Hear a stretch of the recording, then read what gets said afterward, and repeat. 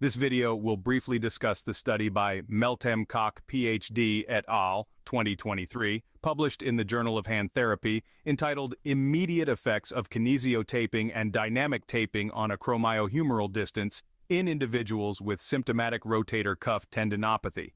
Compressive loading in combination with tensile overload has been reported as a contributing factor in the development of rotator cuff tendinopathy.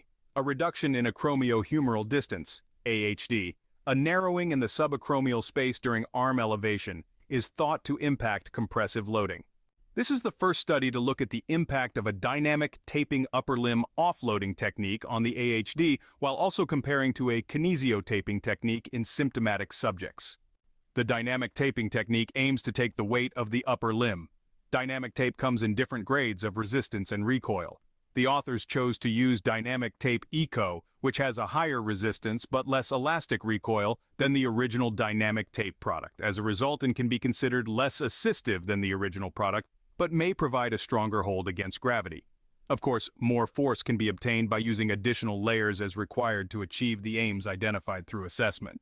The various bands are applied with the arm elevated either through extension for the posterior band or flexion for the anterior band, such that when the arm returns to the person's side, the tape is stretched and provides a force vector upwards to support the weight of the arm.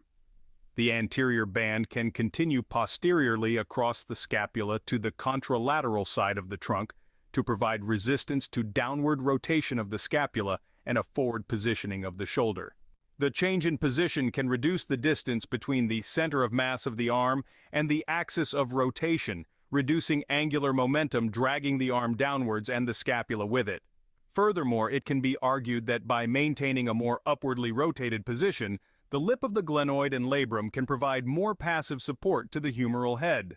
The trapezius muscles are less elongated, improving their capacity to generate force from a length tension perspective.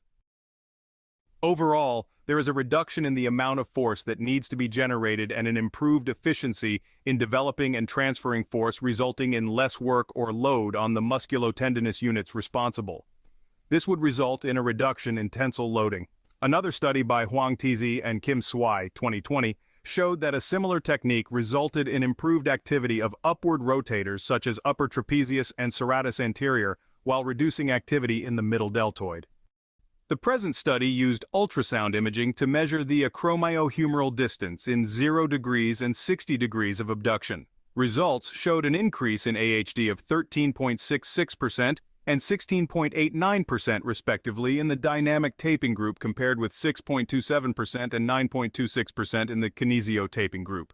This is the largest change to the author's knowledge. The techniques covered very similar areas of skin and were similar in appearance, largely accounting for expectation and skin contact. The study demonstrates that dynamic taping can create a significant reduction in the narrowing of the subacromial space, which may reduce compressive loading of rotator cuff tendons, which likely contributes to the pathology.